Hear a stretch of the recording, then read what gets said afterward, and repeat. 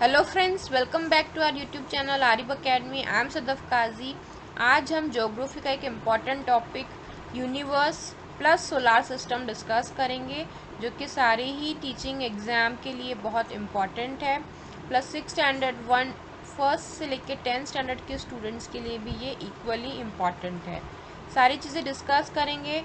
Tight में इस topic से बहुत सारे क्वेश्चंस बने हैं ज्योग्राफी में, और इसके प्रीवियस ईयर क्वेश्चंस भी देखेंगे हम। So before starting video, like and subscribe our channel Arif academy, और अपने फ्रेंड्स के साथ शेयर करना मत भूलिए, और बेल का प्रेस कीजिए ताकि आपको आने वाली वीडियोस की नोटिफिकेशन मिलती रहे। तो स्टार्ट करेंगे हम। सबसे पहले हम देखेंगे कि यूनिवर्स होता क्या है। The vast space that we see when we look up the sky and everything in it is called universe. जो हम ऊपर आसमान में देखते हैं वास्ट स्पेस, उसी को हम क्या कहते हैं, यूनिवर्स। अब हमारे यूनिवर्स में एक गैलेक्सी नहीं है, बहुत सारी गैलेक्सीज है। ठीक है, उसमें से एक गैलेक्सी है मिल्की वेव, जिसको मंदाकिनी भी कहते हैं। उसमें हमारा सोलार सिस्टम जो है वो प्रेजेंट है। तो क्वेश्चन बना था टाइट में कि study of the universe is called. अगर आप यूनिवर्स की स्टडी कर रहे हो तो उसको क्या कहते हैं? उसको कहते हैं एस्ट्रोनॉमी, कॉस्मोलॉजी, यूनिवर्सोलॉजी या एस्ट्रोलॉजी। तो उसका सही आंसर था कॉस्मोलॉजी। ठीक है, इंपॉर्टेंट है, टाइट में आया हुआ क्वेश्चन है। Study of universe is cosmology. देखते हैं हम कौन सा टॉपिक है। The big bang theory. जब कुछ भी नहीं था ना, यूनिवर्स वगैरह कुछ भी नहीं था, तब ये बिग बैंग थ्योरी जो थी ये बनी थी। देख रहे हो आप यहाँ पे जो मिल्की वेव है, बहुत सारी गैलेक्सीज है हमारे सोलार सिस्टम में, है ना। हमारे यूनिवर्स में बहुत सारी गैलेक्सीज है। तो उसमें से ये जो मिल्की वेव है, इसका आप स्ट्रक्चर देख रहे हो, पहले कुछ भी नहीं था, डस्ट और गैसेस थी सिर्फ। फिर जो धीरे धीरे गैलेक्सी इवॉल्व होना स्टार्ट हुई, फिर ये धीरे धीरे मिल्की वेव की गैलेक्सी बनी। और भी गैलेक्सीज आप यहाँ देख सकते हो, बहुत सारी है, अलग अलग शेप्स की होती है, एलिप्टिकल होती है ना। तो ये मिल्की वेव जो हमारी, इसको मंदाकिनी भी कहते हैं, जिसमें हमारा सोलार सिस्टम है प्रेजेंट। बाद में ये इस तरीके से दिखने लगी। ठीक है, तो ये जो है इसको ही कहते हैं बिग बैंग। क्या होती है? In short, the big bang hypothesis states that all of the current and past matter in the universe came into existence at the same time। सारी चीज़ें एक ही टाइम पे एग्जिस्ट हुई है, ये कहती है big bang theory.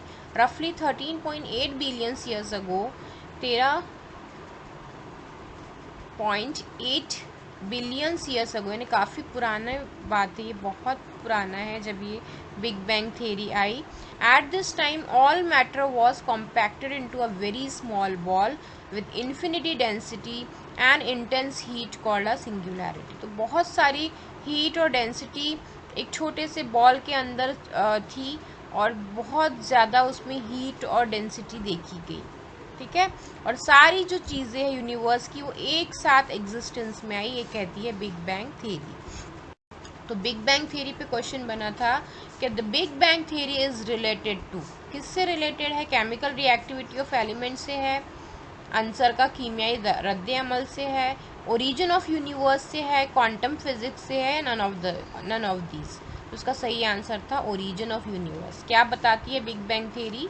Origin of universe, universe का ओरिजिन कैसे हुआ, कायनात की तख्लीक कैसी हुई, इसके बारे में हमको इन्फॉर्मेशन देती है। इम्पॉर्टेंट क्वेश्चन है, टाइट में आया हुआ है।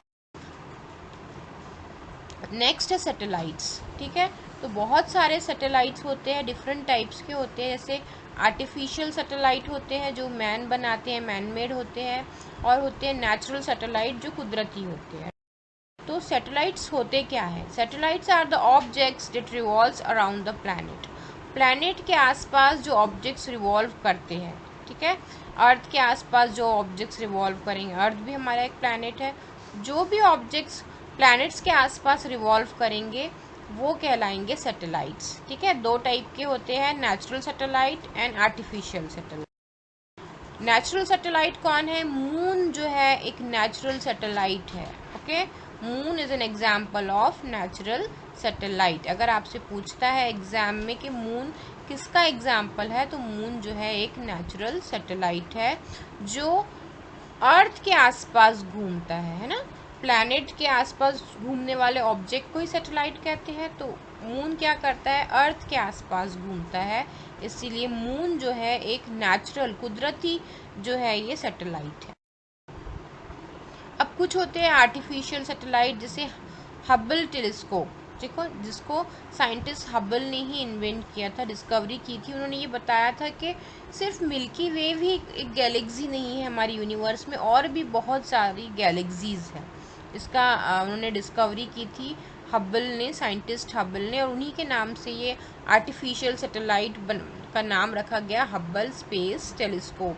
वेरी इंपॉर्टेंट, याद रखेंगे, क्योंकि उनकी ये डिस्कवरी थी हबल स्पेस टेलीस्कोप। और उनका ये कहना था कि सिर्फ एक ही गैलेक्सी नहीं है, बहुत सारी मिल्की वेव के अलावा भी बहुत सारी गैलेक्सीज है। तो मिल्की वेव के पास सबसे ज़्यादा नज़दीक जो गैलेक्सी है उसको एंड्रोमेडी कहते हैं। ठीक है, आगे हम देखेंगे उसका नाम, तो उसको एंड्रोमेडी कहते हैं।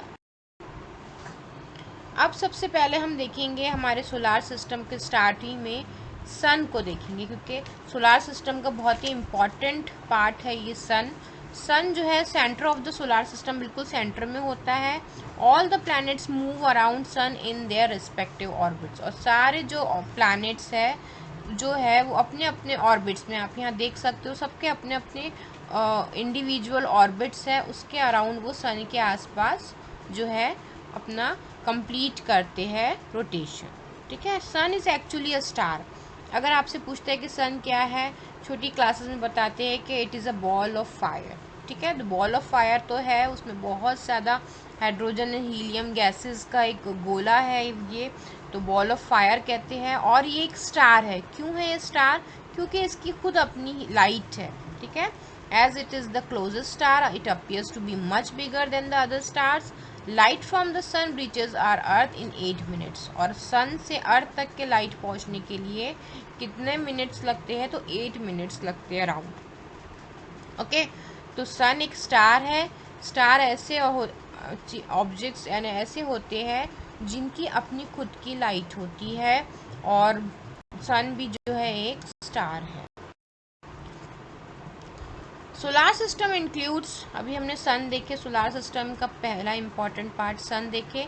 अब 8 प्लैनेट्स भी होते हैं सोलार सिस्टम में, 8 प्लैनेट्स होते हैं, और होते हैं ड्वार्फ प्लैनेट्स। ठीक है, तो क्वेश्चन इस पे भी बने हुए हैं टाइट में कि ड्वार्फ प्लैनेट्स कौन कौन से हैं। जैसे प्लूटो, यहाँ पे एक एग्जाम्पल दिया हुआ है प्लूटो, और भी है ड्वार्फ प्लैनेट्स, हम देखेंगे कौन कौन से होते हैं वो। 8 प्लैनेट्स होते हैं, ड्वार्फ प्लैनेट्स होते हैं, एस्टेरॉइड्स, ठीक है, जिनको पीसेस ऑफ रॉक के पीसेस को एस्टेरॉइड्स कहते हैं, वो भी सन के आसपास जो है ऑर्बिट में घूमते रहते हैं। ठीक है, जैसे प्लैनेट्स घूमते हैं वैसे एस्टेरॉइड्स भी सन के आसपास ही रोटेट होते रहते हैं। मेटियोरॉइड्स होते हैं, ठीक है, कॉमेट्स होते हैं, डस्ट एंड गैसेस तो रहती ही है। तो ये सब चीज़ों से मिलके हमारा पूरा सोलार सिस्टम बनता है। तो सिर्फ सन और 8 प्लैनेट से नहीं बनता, बल्कि dwarf planet, asteroids, meteoroids, comets, ये सब मिला के हमारा पूरा कंप्लीट सोलार सिस्टम बनता है। प्लैनेट्स देखेंगे क्या होते हैं। Planets are the heavenly bodies that move in orbits around the sun. Sun हमारे सोलार सिस्टम का सबसे पहला इंपॉर्टेंट पार्ट था सन। ठीक है, उसके बाद आ जाते हैं 8 प्लैनेट्स। तो 8 प्लैनेट्स जो है क्या है, ये प्लैनेट्स ये हेवनली बॉडीज़ है, थोड़ी साइज में हैवी है, और अपने अपने ऑर्बिट्स में सन के अराउंड रोटेट करती है। They don't have their own light और एंड हीट, ना ही उनकी अपनी एनर्जी होती है, ना ही हीट होती है ना उनके पास, और ना ही उनके पास अपना खुद का कोई लाइट होता है। तो ये लाइट और हीट उनको कौन प्रोवाइड करता है? सन। ओके, ये चीज़ आपको याद रखना ज़रूरी है। Sun is a star, it is having its own light and heat. Planets जो है एक हेवनली बॉडीज़ होती है जिनकी अपना कोई लाइट नहीं होती और उनकी अपनी कोई हीट भी नहीं होती। ओके, तो देखते कितने प्लैनेट्स है, टोटल 8 प्लैनेट्स है। दिख रहा है आपको यहाँ पे सन है, सबसे पहले है मर्क्यूरी, नंबर 1 पे है मर्क्यूरी, हम सबको 1 बाय 1 डिस्कस करेंगे डिटेल में। नंबर 2 पे है वीनस, नंबर 3 पे है अर्थ, नंबर 4 पे है मार्स, नंबर 5 पे है जुपिटर, नंबर 6 पे है सैटर्न, नंबर 7 पे है यूरेनस और नंबर 8 पे है नेपट्यून। ठीक है, तो ऐसे पूरे 8 प्लैनेट्स हैं, अब अलग अलग ऑर्बिट्स में सन के आसपास घूम रहे हैं। ओके, तो कभी कभी क्वेश्चंस क्या आते हैं कि ये 8 प्लैनेट्स जो है ना, इनकी सीक्वेंस भी आपको याद रखना चाहिए। एम वैम जे सन, एम वैम J sun, M for Mercury, V for Venus, E for Earth, M for Mars, J for Jupiter, S for Saturn, V for Venus and N for Neptune। ये आपको sequence याद रखने में ये coding आपको help करेंगी, M वैम J सन। ठीक है, तो मर्क्यूरी जो है वो सबसे पहला प्लैनेट होता है अर्थ के पास, उसके बाद फिर ये सीक्वेंस से सारे प्लैनेट होते हैं, जिसमें 3rd नंबर पे हमारी अर्थ आती है। ओके, 3rd नंबर पे हमारी कभी कभी क्वेश्चंस पूछ लेते हैं कि बिगेस्ट प्लैनेट कौन सा है, तो जुपिटर हमारा सबसे बड़ा प्लैनेट है, और बिगेस्ट प्लैनेट के साथ साथ स्मॉलेस्ट प्लैनेट भी पूछ लेता है जो कि है मर्क्यूरी।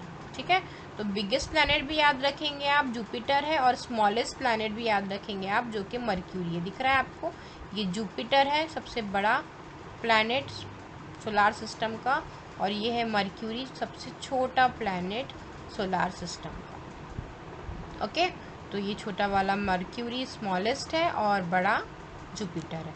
तो क्वेश्चन इस पे बनते हैं, ठंडा प्लैनेट कौन सा है, गर्म प्लैनेट कौन सा है, छोटा प्लैनेट कौन सा है, तो आपको सारी चीज़ें प्लैनेट्स के बारे में पता होना चाहिए।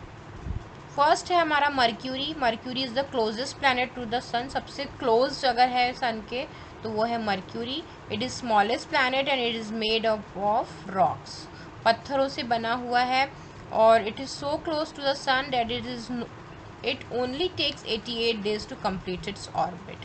पूरे ऑर्बिट में उसको अपना घूमने के लिए सन के अराउंड सिर्फ 88 डेज लगते, क्योंकि बहुत नज़दीक है ये सन से। ठीक है, it is very hot during day time and very cold during night time. जितना गर्म वो सुबह हो जाएगा उतना ही ठंडा वो रात में हो जाएगा। ठीक है, तो ये दो इम्पॉर्टेंट चीज़ें हैं मर्क्यूरी से रिलेटेड आपको याद होना चाहिए। नेक्स्ट है Venus. Venus is the next planet from the sun after Mercury. It is also made up of rocks. ठीक है, मर्क्यूरी के बाद नंबर 2 पे आ जाता है वीनस। ये भी जो है रॉक से बना हुआ है प्लैनेट, और वीनस हैज़ एन एटमॉस्फियर। ठीक है, उसके पास एटमॉस्फियर है, लेकिन यहाँ पे भी लाइफ जो है पॉसिबल नहीं है, क्योंकि काफ़ी थिक है यहाँ जो एटमॉस्फेयर है, एयर है around it, but it is a lot thicker than Earth. Earth के कंपेयर में यहाँ पे भी जो है लाइफ पॉसिबल नहीं है, क्योंकि एटमॉस्फेयर बराबर नहीं होता है ह्यूमन बीइंग्स के लिए यहाँ का। ठीक है, Venus is permanently covered in clouds, और वो क्लाउड से हमेशा कवर्ड होता है। Venus is the hottest planet. अब इतना गर्म है तो लाइफ तो पॉसिबल हो ही नहीं सकती है ना, हॉटेस्ट प्लैनेट है, क्योंकि सन के बिल्कुल जस्ट सेकंड है।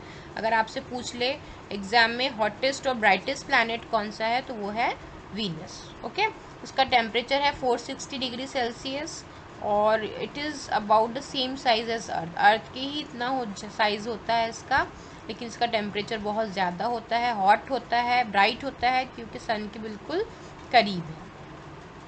225 डेज लगते हैं इसको सन के अराउंड घूमने में अपने ऑर्बिट पे, और वीनस के पास कोई भी मून नहीं है, अपना खुद का कोई नेचुरल सैटेलाइट नहीं है। मून जो है वो नेचुरल सैटेलाइट है, तो वीनस का कोई भी नेचुरल सैटेलाइट नहीं है। Venus has no moon. अगर आपसे पूछ ले कि सोलार सिस्टम में कौन सा प्लैनेट है जिसके पास कोई मून नहीं है, कोई नेचुरल सैटेलाइट नहीं है, तो वो है वीनस। और सबसे हॉटेस्ट प्लैनेट अगर आपसे पूछ ले तो वो भी वीनस है, और ब्राइटेस्ट प्लैनेट भी आपसे पूछ ले तो भी वो भी वीनस ही है। चलिए आगे बढ़ते हैं अर्थ। ठीक है, नंबर 3 पे आती है अर्थ हमारी। अर्थ जो है प्लैनेट के नाम से जानी जाती है। क्यों? क्योंकि इसमें 3/4 जो है पानी है, 70% पानी होता है अर्थ में, इसलिए इसका कलर ब्लू होता है। ब्लू प्लैनेट भी इसको कहते हैं। The Earth is the only planet in the solar system that has life. It is home to plants, animals and human beings. Plants के लिए, एनिमल्स के लिए, ह्यूमन बींग्स का ये होम है, क्योंकि यहाँ पे जो एटमॉस्फियर है वहाँ पे सरवाइव करना पॉसिबल है। ठीक है, the presence of air water and ideal temperature makes life possible on earth. तो एयर की प्रेजेंस, वाटर और आइडियल टेम्परेचर जो है, जिसकी वजह से यहाँ पे लाइफ पॉसिबल हुई है। थर्ड प्लैनेट है ये हमारे सोलार सिस्टम का, अर्थ। इसको ब्लू प्लैनेट भी कहते हैं। ठीक है, ब्लू क्यों कहते हैं? क्योंकि इसमें 3/4 of its surface is covered with water. Okay, the earth is spherical in shapes, it is slightly flattened at the poles. The earth is surrounded by a thin layer of air called the atmosphere. और पूरी जो अर्थ है वो एक thin layer, ज़्यादा thick नहीं है ये लेयर, जिसकी वजह से यहाँ लाइफ पॉसिबल है। वीनस में बहुत थिक थी लेयर एयर की, यहाँ पे बहुत थिन है। किसकी लेयर? एयर की, जिसे एटमॉस्फेयर कहते हैं, जहाँ पे लाइफ पॉसिबल है। Even though we cannot feel it, the earth is moving all the time. There are two types of movements of the earth. Very important, कौन कौन सी मूवमेंट करती है अर्थ? तो अर्थ अब एक तो अपनी एक्सिस के ऊपर खुद रोटेट होती है, यानी खुद ही घूमते रहती है अर्थ। हमको लगता नहीं है कि घूम रही है, लेकिन धीरे धीरे अर्थ अपने एक्सिस पे रोटेट होते रहती है। और सेकेंड मूवमेंट है रिवॉल्यूशन। सन के आसपास वो रिवॉल्व होती है। अगर यहाँ पे सन है आपका, तो यहाँ पे वो सन के आसपास भी वो रिवॉल्व होती है। तो आपसे पूछ सकता है एग्जाम में, कितने टाइप्स की मूवमेंट करती है अर्थ? तो अर्थ करती है 2 टाइप की मूवमेंट। एक करती है रोटेशन, अपनी एक्सिस पे रोटेट होती है, और सन के अराउंड रिवॉल्व होती है। ये दोनों भी नाम बहुत इम्पॉर्टेंट है। It takes 24 hours to complete one rotation. ठीक है, 24 घंटे लगते हैं उसको एक पूरा कंप्लीट रोटेशन करने के लिए। And just over 365 days for the Earth to travel all the way around the सन।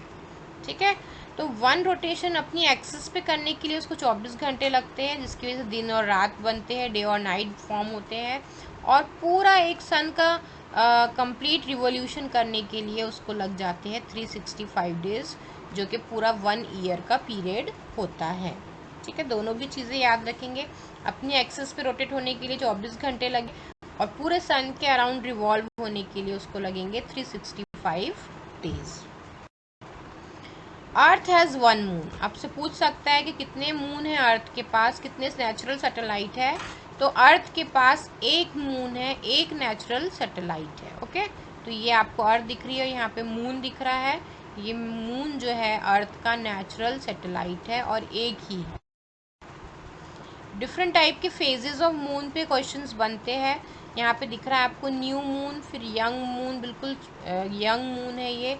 फिर जो है इसका साइज़ बढ़ना स्टार्ट होगा, जो साइज़ बढ़ने के प्रोसेस को वैक्सिंग कहते हैं। ठीक है, वैक्सिंग क्रिसेंट जो है, वैक्सिंग क्वार्टर, वैक्सिंग गिब्बस। अगर आपको ऐसा शेप दिख रहा है साइज़ में, ये इस टाइप से, तो दैट इज़ गिब्बस।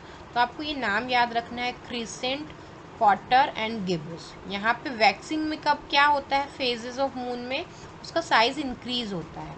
फिर बाद में हमको फुल मून मिल जाता है, कंप्लीट मून, पूर्णिमा की रात में जो पूरा कंप्लीट चांद दिखता है। उसके बाद वेनिंग पीरियड स्टार्ट होता है, जिसमें चांद घटना स्टार्ट हो जाता है। और वेनिंग जो है, ये जो है घटने का प्रोसेस कहलाता है, जिसमें चांद का साइज़ धीरे धीरे कम होना शुरू हो जाता है, और फिर पूरा डार्क हो जाता है। ठीक है, तो ये भी waning gibbous, waning quarter and waning crescent है, इसके जस्ट अपोजिट है। इतने फेजेस में जो है मून अपना जो है साइज चेंज करता है। वैक्सिंग एंड वेनिंग याद रखना है आपको, और इनके जो स्टेप्स है, crescent, quarter, waxing Gibbs, old, new, ये आपको फेजेस मून के पता होना चाहिए। क्वेश्चंस बन सकते हैं फेजेस ऑफ मून पर।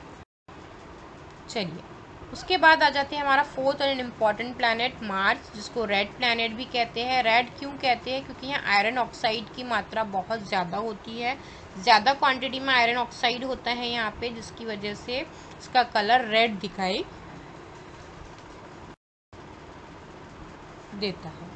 ठीक है, Mars is a little smaller than Earth. Earth से थोड़ा साइज में छोटा होता है। It is use to have an atmosphere like Earth and Venus, but it doesn't have very much anymore. ठीक है, Mars is reddish in colour sometimes, red planet भी कहते हैं इसको। 687 डेज लगते हैं कंप्लीट अपने ऑर्बिट में घूमने के लिए सन के अराउंड, और इसका एवरेज टेम्परेचर जो होता है -63 डिग्री सेल्सियस होता है। फोर्थ प्लैनेट है ये हमारे सिस्टम का, नेक्स्ट है fifth planet, very important, biggest planet है जुपिटर.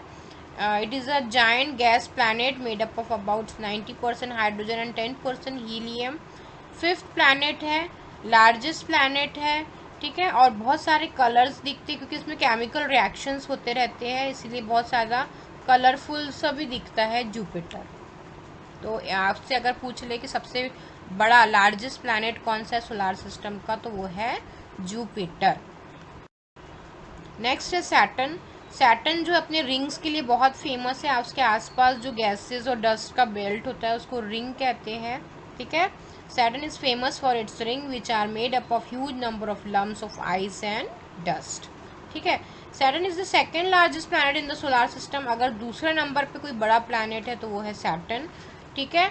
और इसको 29.5 ईयर्स लगते हैं अपने ऑर्बिट में घूमने के लिए सन के अराउंड. तो आप देख रहे हो जैसे जैसे डिस्टेंस बढ़ रहा है सन से, ड्यूरेशन जो है कंप्लीट ऑर्बिट में रोटेट होने का वो भी बढ़ता चला जा रहा है. तो सैटर्न जो है अपने रिंग्स के लिए फेमस है, याद रखेंगे आप, इम्पॉर्टेंट. नेक्स्ट प्लैनेट है यूरेनस. ये भी गैस जायंट ही है और इसका कलर जो होता है ब्लू ग्रीन होता है. क्यों ब्लू ग्रीन होता है? क्योंकि यहाँ पे मीथेन गैस की क्वांटिटी बहुत ज़्यादा होती है. पूछ सकता है एग्जाम में ब्लू ग्रीन प्लैनेट कौन सा है हमारे सोलार सिस्टम का, तो ब्लू ग्रीन प्लैनेट जो है वो यूरेनस है. और सिर्फ अगर ब्लू प्लैनेट पूछता है तो वो है अर्थ, ठीक है. अब ये ब्लू ग्रीन क्यों है? क्योंकि इसमें मीथेन बहुत ज़्यादा क्वांटिटी में प्रेजेंट है गैस. और -220 इसका डिग्री सेल्सियस टेम्परेचर होता है. 84 ईयर्स लगते हैं इसको सन के अराउंड पूरा कंप्लीट ऑर्बिट में घूमने के लिए. नेक्स्ट है हमारा नेपट्यून, और ये बहुत दूर है सन से, लास्ट प्लैनेट है, 8 नंबर पे है ये. 165 ईयर्स लेता है पूरा कंप्लीट करने के लिए around the sun rotation. Neptune is the last of the 4 gas giants and is 58 times the volume of the earth. बड़ा भी होता है साइज, लास्ट है ये प्लैनेट, और 58 टाइम्स ज़्यादा इसकी वॉल्यूम होती है अर्थ के कंपेयर में. और इसके पास 14 मून्स है, ठीक है. इस पे क्वेश्चन बन सकता है कौन से प्लैनेट के पास 14 मून्स है, तो नेपट्यून. कौन से प्लैनेट के पास मून है ही नहीं, तो वो है आपका वीनस. और अर्थ के पास कितने मून है, तो एक है. 1 natural satellite earth is having. तो ये आपको याद रखना पड़ेगा, इम्पोर्टेंट चीज़ें हैं इनके बारे में. अब कुछ ड्वार्फ प्लैनेट्स है, तो डायट में इनसे रिलेटेड क्वेश्चन बने हैं कि आपको बहुत सारे ड्वार्फ प्लैनेट्स के नाम दे दिए थे, उसमें से ऑड मैन आउट करना था. सीरीज जो है एक ड्वार्फ प्लैनेट है, इरिस भी एक ड्वार्फ प्लैनेट है, प्लूटो तो ड्वार्फ प्लैनेट है ही, ह्यूमिया और मैकमेग ये भी आपके ड्वार्फ प्लैनेट है. तो इनके नाम आप याद रखेंगे, क्वेश्चन बन चुके हैं टाइड में, आगे और भी इनसे रिलेटेड क्वेश्चंस बनने जा सकते हैं. एस्ट्रॉइड्स क्या होते हैं? Asteroids are small rocky objects that orbit the sun, ठीक है. छोटे रॉकी ऑब्जेक्ट्स होते हैं, मैंने आपको बताई पत्थरों के साइज होते हैं थोड़े से, लेकिन प्लैनेट से थोड़े कम छोटे होते हैं साइज में. तो ये भी सन के अराउंड अपने बेल्ट में जो है रोटेट करते रहते हैं, ठीक है. ये दिख रहा है उनका एस्ट्रॉइड जो है, रॉक्स पार्टिकल है, बड़े बड़े साइज के होते हैं, उनके अपने ही बेल्ट में ये रोटेट होते रहते हैं सन के अराउंड, ठीक है. तो ये एस्ट्रॉइड बेल्ट है, और यहाँ पे जो भी दिख रहा है आपको ये एस्ट्रॉइड्स है, रॉक पार्टिकल्स होते हैं, प्लैनेट से थोड़े कम साइज में होते हैं, लेकिन ये भी सन के अराउंड ही घूमते रहते हैं. तो कौन से रीजन में घूमते हैं ये? मार्स और जुपिटर के बीच में. ये क्वेश्चन पूछ सकता है आपसे, मार्स और जुपिटर के बीच में एक बेल्ट बना हुआ है, एस्ट्रॉइड बेल्ट. इस बेल्ट में ये लोग घूमते रहते हैं. देख रहे हो आप, ये पिक्चर से बहुत ही क्लियर हो जाता है. एस्ट्रॉइड जो है एक बड़ा है, रॉक का टुकड़ा है ना, रॉक का पार्ट है ये, और उससे एक छोटा पार्ट निकला, दैट इज कॉल्ड मेटेरॉइड. तो आप यहाँ पे डिफरेंस देख सकते हो, what is asteroid and what is meteoroid. अब ये मेटेरॉइड जो है कुछ छोटे होते हैं, कुछ बड़े होते हैं. एस्ट्रॉइड्स के कंपेयर में तो छोटे ही रहेंगे, लेकिन कुछ थोड़े छोटे होते हैं, कुछ बड़े होते हैं. तो ये पहुँचते हैं तक, ठीक है. तो जब ये अर्थ पे पहुँचते हैं, साइज बड़ा होने की वजह से पहुँचे तक के इनका साइज थोड़ा रहता ही है, तो ये कहलाते हैं मेटेरॉइड्स, ठीक है. क्या कहलाते हैं ये? मेटेरॉइड की ही पार्ट है, लेकिन अर्थ पर जब पहुंच जाते हैं तो कहलाते हैं मेटियोर्स। ठीक है, some meteors are large and reaches the Earth before they evaporate. Evaporate नहीं होते वो एटमॉस्फेयर में और अर्थ तक पहुंच जाते हैं क्योंकि उनका थोड़ा साइज बड़ा होता है और उनको मेटेरॉइड्स कहते हैं। ओके, अर्थ पे ये होते इसलिए। हाँ, अब ये मेटेरॉइड्स से मेटियोर्स निकले हैं। मेटियोर्स क्या होते हैं? स्मॉल ऑब्जेक्ट्स होते हैं जो अर्थ के सिर्फ एटमॉस्फेयर में ही एंटर होती है, अर्थ पे नहीं गिरती, ये सिर्फ एटमॉस्फेयर में ये रोटेट होते रहते हैं। छोटे छोटे होते दिख रहा है आपको, बहुत ही माइन्यूट होते हैं, छोटे छोटे कह रहते हैं ये मेटेरॉइड्स के कंपेयर में, और ये अर्थ पे नहीं पहुंचते, उसके एटमॉस्फेयर में ही ट्रैवल करते रहते हैं, तो उनको कहते हैं मेटियोर्स। और उनको शूटिंग स्टार भी कहते हैं। क्या कहते हैं? मेटियोर्स को शूटिंग स्टार के नाम से भी जाना जाता है। क्वेश्चन बन सकता है, meteors are also called shooting star. ये अर्थ पे नहीं पहुंचते, ये सिर्फ एटमॉस्फेयर में ही रहते हैं अर्थ के, और बहुत साइज में छोटे होते हैं। अब हम देख लेते हैं कॉमेट्स क्या होते हैं। कॉमेट्स होते हैं, यहाँ पे दिख रही है आपको कॉमेट की टेल, ये जो है ये कॉमेट की टेल, एक्चुअल में टेल नहीं है, ये जो भाप निकलती है। कॉमेट्स जो होते हैं ना, ये बहुत ठंडे स्नो बॉल्स टाइप होते हैं। अब ये जब घूमते घूमते यहाँ से, ये कॉमेट यहाँ से ठंडा बॉल है, ये स्नो बॉल भी आप उसको कह सकते हो, धीरे धीरे रोटेट होके आता है सन के पास। जब ये सन के पास आना स्टार्ट होता है ना, तो इसमें से भाप, कोई भी बर्फ़ की चीज़ या कोई भी ठंडी चीज़ आप गर्म चीज़ के पास लेके जाओगे तो भाप निकलती है ना, तो वो भाप की वजह से इसकी टेल बन जाती है, इसलिए उसको कहते हैं कॉमेट टेल। ठीक है, तो यहाँ पे देखिए कॉमेट आ रहा है धीरे धीरे धीरे, जो सन के पास आता है तो बहुत ज़्यादा उसकी जो टेल आपको गहरी दिखती है क्योंकि भाप ज़्यादा निकलती है। ठीक है, फिर ये धीरे धीरे फिर दूर जाता है तो फिर इसकी टेल यहाँ पे गायब हो जाती है, तो इसको बोलते हैं कॉमेट टेल। बहुत से लोगों को कन्फ्यूज़न रहता है कि कॉमेट टेल होती क्या है। वही भाप जो ठंडे बॉल में से निकलती है उसको ही कहते हैं। ठीक है, comets are giant snow balls, अभी मैंने आपको बताया ठंडे बॉल्स टाइप होते हैं, ये फ्रोज़न होते हैं, गैसेस, रॉक्स एंड डस्ट से बने हुए होते हैं, और जब ये सूरज के पास जाते हैं तो इसमें से एक स्टीम निकलती है बाहर जो उनकी टेल कहलाती है। ओके,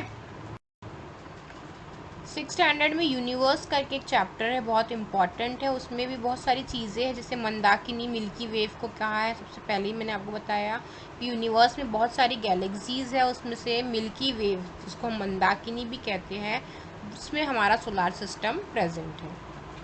और सबसे नियरेस्ट यानी सबसे ज़्यादा नज़दीक जो गैलेक्सी है वो है एंड्रोमीडा। ठीक है, ये नाम आपको याद रखना है, एंड्रोमीडा सबसे नज़दीक गैलेक्सी है हमारे गैलेक्सी के पास।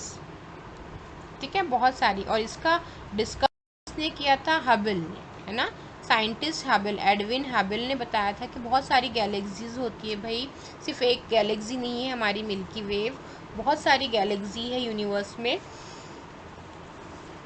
उनका टेलीस्कोप भी उनके नाम से बनाया गया था, जो कि नेचुरल सैटेलाइट है हबल टेलीस्कोप, जिसकी हेल्प से उन्होंने सारा जो हमारा सोलार सिस्टम है, हमारी मिल्की वेव है, उसको देखे थे और ये बताए थे कि और भी बहुत सारी मिल्की वेव है यूनिवर्स में। तो स्पाइरल भी होती है, शेप्स पूछ लेते हैं कभी कभी, इलिप्टिकल शेप की होती है, बैरड स्पाइरल मीन्स ऐसे यहाँ पे रॉड शेप रहेगा, उसके बाजू में स्पाइरल शेप रहेगा, उसको कहते हैं बैरड स्पाइरल शेप। ठीक है, और इरेगुलर यानी कैसी भी रैंडम शेप की भी गैलेक्सीज होती है। तो हमारी मिल्की वेव कौन सी शेप की गैलेक्सी है? स्पाइरल है। ठीक है, स्पाइरल इस तरह से दिखती है हमारी मिल्की वेव, तो स्पाइरल वेव शेप रहता है हमारी गैलेक्सी का, इम्पॉर्टेंट है। फिर बहुत सारे टाइप्स होते हैं स्टार्स के, सन हमने देखा एक टाइप का स्टार है, जैसे और भी सन के जैसे स्टार होते हैं, जैसे साइरस, अल्फ़ा सेंचुरी, ये भी स्टार्स ही है, सन की तरह बड़े होते हैं साइज़ में, इनकी भी हीट अच्छी खासी एनर्जी होती है। सन के बाद आ जाता है रेड जायंट। ठीक है, रेड जायंट भी स्टार है। सुपरनोवा भी स्टार है, ये बहुत बड़ा होता है सन के कंपेयर में। तो ऐसा ज़रूरी नहीं है कि सन ही सबसे बड़ा स्टार है, सन से भी बड़े स्टार्स हमारे यूनिवर्स में प्रेजेंट है, तो उनके नाम आप लिख के रखोगे, रेड जायंट है, सुपरनोवा है, कभी कभी 2 स्टार्स एक दूसरे के आसपास घूमते रहते हैं, कभी कभी 2 से ज़्यादा भी घूमते हैं, लेकिन ज़्यादातर 2 स्टार्स ही आपस में एक साथ एक दूसरे के आसपास रिवॉल्व करते हैं। लाइफ साइकिल ऑफ स्टार, ये भी आपको पता होना चाहिए कि स्टार कौन कौन सी स्टेजेस पास करके बनता है। तो नेब्यूला जो है, ये नाम याद रखना ज़रूरी है। नेब्यूला जो है ये बर्थ प्लेस होती है स्टार की, जहाँ बहुत ज़्यादा गैसेस, डस्ट, पार्टिकल होते हैं और यहीं से स्टार का बनना स्टार्ट होता है। धीरे धीरे वो एवरेज स्टार बनता है, रेड जायंट बनेगा, प्लानिटरी नेब्यूला बनेगा, वाइट ड्वार्फ बनेगा, है ना। तो ये अलग अलग स्टेजेस आपको लाइफ साइकिल ऑफ स्टार की याद रखना ज़रूरी है। मैसिव स्टार है, रेड जायंट, सुपर जायंट है, सुपरनोवा है जो बहुत ज़्यादा पावरफुल, बहुत ज़्यादा साइज़ में बड़ा होता है। अगर आपसे पूछे सबसे बड़ा स्टार कौन सा है, तो सन नहीं है सबसे बड़ा, सुपरनोवा जो है वो सबसे बड़ा साइज़ में होता है ना। फिर रेड जायंट होता है। ये लाइफ साइकिल भी आपको स्टार का याद रखना ज़रूरी है, आगे एग्जाम में क्वेश्चंस बन सकते। Mercury, Venus and earth and Mars are the inner planets. हाँ, इस पे क्वेश्चन बनते हैं कि कौन कौन से इनर प्लैनेट्स हैं और कौन से आउटर प्लैनेट्स हैं। तो इनर प्लैनेट्स में आ जाते हैं हमारी मर्क्यूरी, एम वैम, ठीक है, मैंने आपको कोड याद करवाया है, एम वैम। तो वैम तक के जो है हमारे इनर प्लैनेट्स है, mercury, Venus, earth and Mars. और फिर उसके बाद जो है जुपिटर, जे सन, है ना, ये इनर हो गए, ये एम वैम इनर प्लैनेट हो गए। और जुपिटर, यूरेनस, नेपट्यून, सैटर्न, ये जो हो गए वो हो गए आउटर प्लैनेट्स, ठीक है। एम वैम जो है इनर है, आप लिख सकते हो। कभी कभी इनर प्लैनेट्स और आउटर प्लैनेट्स पे भी क्वेश्चन बन जाते हैं। और आउटर प्लैनेट जो है जे सन है, यानी J for Jupiter, S for Saturn, you for Uranus और एन फॉर नेपट्यून। जे सन जो है आपके आउटर प्लैनेट्स हैं। यहाँ पे भी एक एक प्लैनेट के बारे में इंडिविजुअल हमने डिस्कस किए हैं। और ज़्यादा अगर आपको उस पर नोट्स चाहिए तो आप यहाँ से उसका स्क्रीनशॉट लेके पढ़ सकते हो, इम्पॉर्टेंट है। नेपट्यून के पास जो है 14 मून होते हैं, है ना। और अर्थ जो है ब्लू प्लैनेट है। आपको मुझे कमेंट बॉक्स में कमेंट करके बताना है कि कौन से प्लैनेट का कलर ब्लू ग्रीन होता है और क्यों, ठीक है।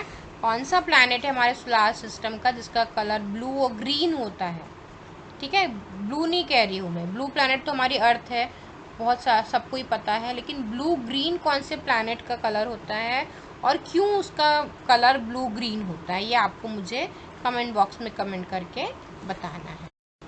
ओके, तो अब कुछ क्वेश्चंस देख लेते हैं प्रीवियसली ईयर में जो 2017 के सेट में बने हैं टाइड के। Which is the hottest planet of our solar system. तो वीनस जो है हॉटेस्ट है, हमने डिस्कस किए हैं। वीनस जो है हॉटेस्ट प्लैनेट है।